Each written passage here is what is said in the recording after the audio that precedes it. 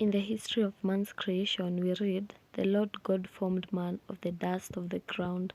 Thus was his body made, and breathed into his nostrils the breath or spirit of life. Thus his spirit came from God, and man became a living soul." The spirit quickening the body made man a living soul, a living person with a consciousness of himself. The soul was the meeting place, the point of union between body and spirit. Through the body, man, the living soul, stood related to the external world of sense, could influence it or be influenced by it.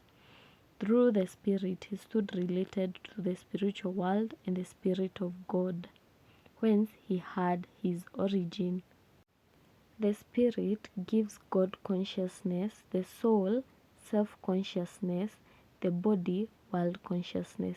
In here, when we say self-consciousness, it's thoughts, will, and emotions. We assume that since we are human beings, just as Adam was, there is not too much difference between us. We think that what we cannot do We think that what we cannot do, neither could Adam do, but we do not see that there are two things here.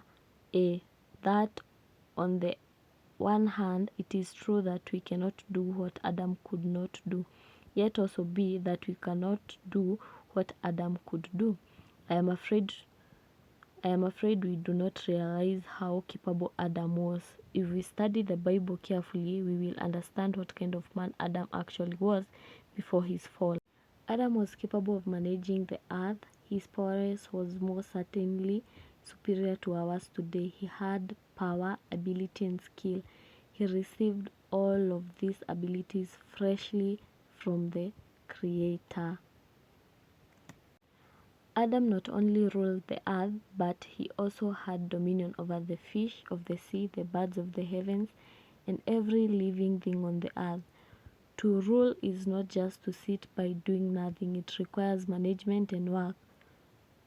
This needed to be done systematically. How big was the garden? Genesis 2:10-14 mentions 4 rivers, namely Pishon, Gihon, Hiddekel, and Euphrates. They are all flowed from Eden and divided into 4 river regions. How strong must Adam be to be charged with dressing a land which was surrounded by 4 rivers? He was not only to dress it, but also to keep the garden from invaded by enemies.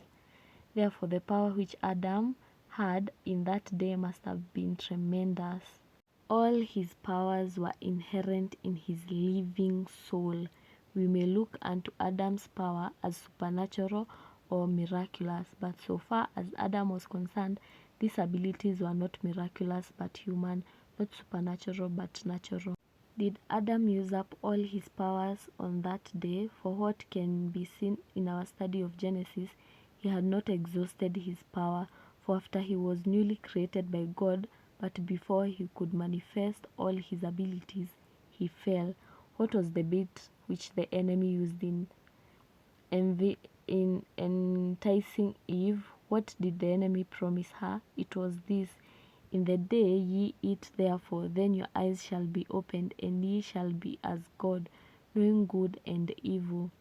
Be as God was the enemy's promise. He told Eve that notwithstanding the power which she already possessed, there was still a greater between her and God, but that if she ate this fruit, she would then have God's authority, wisdom, and power. And on that day, Eve was tempted and fell. So when Eve fell, it meant that her soul became latent. It stopped being existent as it should have been. Adam is a soul. His spirit and body are joined in his soul. That astonishing power which we have just is present in Adam's soul. In other words, the living soul, which is the result of coming together of the spirit and the body, possess unthinkable supernatural powers. This is how the devil is able to trick people imagining what they want and manifesting it. Every time you find yourself manifesting anything, you are using your soul, which God had banned since he felt that man was not capable of relying on himself. God wanted us to rely on him, yet as men, we want to rely on ourselves, pride and our selfishness.